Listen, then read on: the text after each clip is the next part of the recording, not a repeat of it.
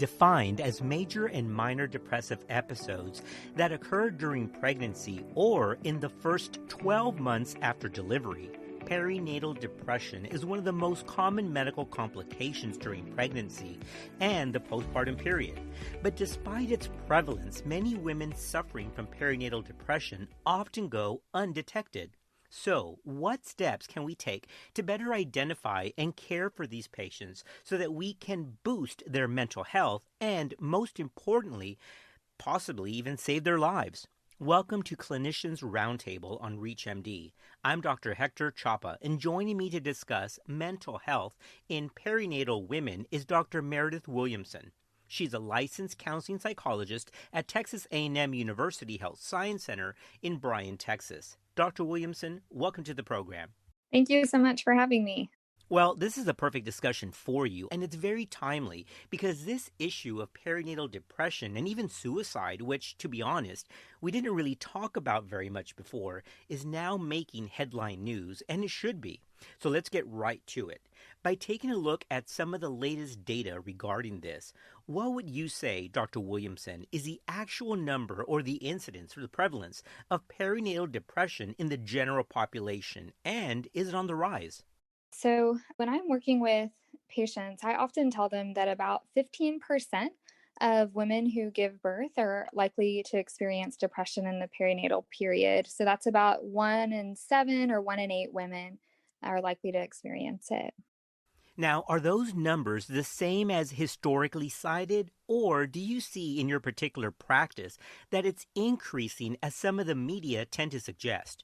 So in my practice, it has been prevalent for a long time, actually, but I think the decrease in stigma related to mental health, I think there's more and more people seeking help. And we're also hopefully across the country doing a better job of actually asking women, both during pregnancy and during the postpartum period, whether they're experiencing depression. And so I think that may be one of the reasons that it seems to be on the rise, although it may be that it's always been there.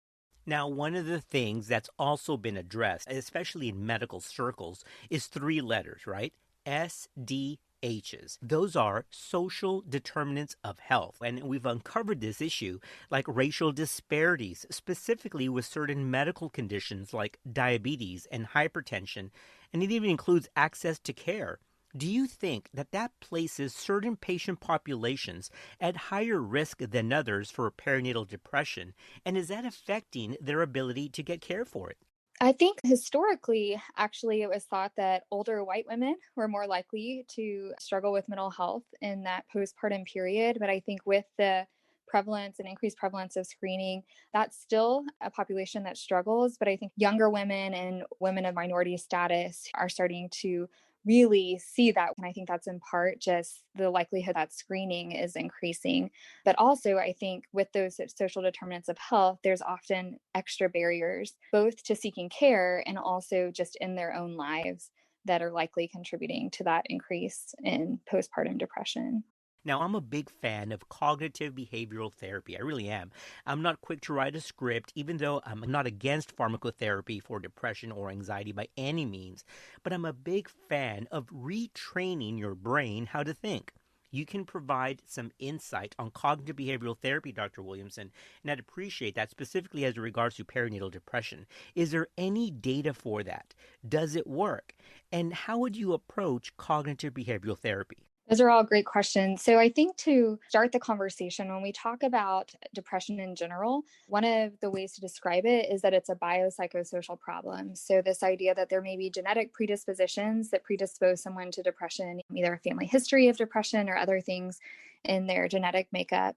There's social factors, lack of social support, partner violence, different strains. Maybe they are a first-time mom, have multiple children in the home, low socioeconomic status, or you have these psychological factors. They may already have other mental health conditions or may be predisposed due to other stressors in their life to develop those either currently or in the future.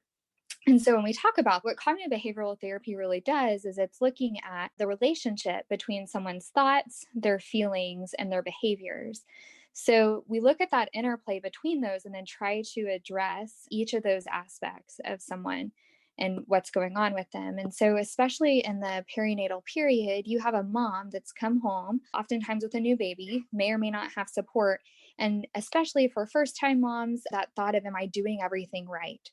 Or they may have had a delivery or a birth that was somewhat traumatic for them or not the way they had planned. And so they're dealing with all of these thoughts about, I'm not good enough, or maybe they planned on breastfeeding and that's not working out very well. And so they're feeling like it's their fault. And oftentimes they may not have support and may feel alone and isolated. And so those thoughts that I'm not good enough, there's something wrong with me, I'm not prepared to be a mother, I'm going to be really poor at this, or I'm not feeling that I'm good enough, can lead to feelings of depression or anxiety that then can lead to behaviors. And so those behaviors can be things like avoidance. So they just give up or seem to be distant from their child, or it can be hyperactivity where they're searching the internet, trying to find solutions to these things that they're concerned are making them a poor mother. And then that feeds into these cognitions because it may still not to them feel like it's getting better. And it makes them feel and say to themselves in terms of their thoughts that I'm a really bad mom or I'm not taking good enough care. And so that inner relationship is what we're looking at and how those thoughts are affecting someone's feelings and their behaviors. And oftentimes we try to fix behaviors and feelings, but we don't take into account that intense driver, which is someone's thoughts. And so as a clinician, what I do is I look at that and I say, okay, I know you may be feeling really down and depressed, but I want to back up a little bit and I want to look at how we got there and the kinds of things just throughout your day that you may be telling yourself or you may be hearing from others outside of you that may be influencing how you're feeling and what you're doing, and intervene there while also trying to address some behaviors to increase the strengths that the mother may have and encourage her to succeed. You know, all of us, for some reason, are wired towards thinking the worst, right? I mean, we kind of have this negativity bias so that when your boss calls you or leaves you a message, you automatically think, and for those of you listening, you know this is true. Oh no, well, what did I do? When it could be a compliment or maybe asking for your advice. We have this negativity bias that I am not doing what I should be doing. And so addressing that it's okay to have those thoughts, but not to act on them, I think you hit something very important there. For those of you just tuning in, we're listening to Clinicians Roundtable on ReachMD, and I'm Dr. Hector Chapa, and I'm speaking with Dr. Meredith Williamson about perinatal depression, a very important topic. Now, Dr. Williamson, as we zero in on detection or lack thereof, can you tell us why this often goes undiagnosed or unnoticed? I can give an example from my personal life. So I'm a mother, and when I had my first child, I went to the doctor and I was there, and the doctor's office was good enough to be screening for depression in the postpartum period. So they started asking me if I felt depressed, and the nurse said, "Why would you ever be depressed? You just had a baby. That's so stupid." And I think that speaks to kind of this cultural idea of having a baby as a joyful thing. And it can also be a very painful thing. But then comes the reality that you have to care for this new life. And no one is ever prepared for that fully. And so I think that cultural idea that birth equals joy, and then the lack of normalizing the experience of this is a hard thing that takes work and no one is the best at it the first time, second time, third time, even the sixth time around, is really what's sad about where we are. And I think clinicians, myself included, could do a better job at preparing women from the time that they come in for their first prenatal appointment that this is where they're headed instead of just focusing on the medical complications that are ahead. And there you read my mind, because I was just about to ask you, whether you're a healthcare provider or just a family member, what should we be looking for, and how can we make this okay to discuss with our pregnant friends, family members, or patients? Yeah, I would say, first of all, that I wouldn't wait for a warning sign. As a clinician, encourage all clinicians to have these discussions with every patient instead of just those that they think are maybe at risk or maybe screen positive for depression.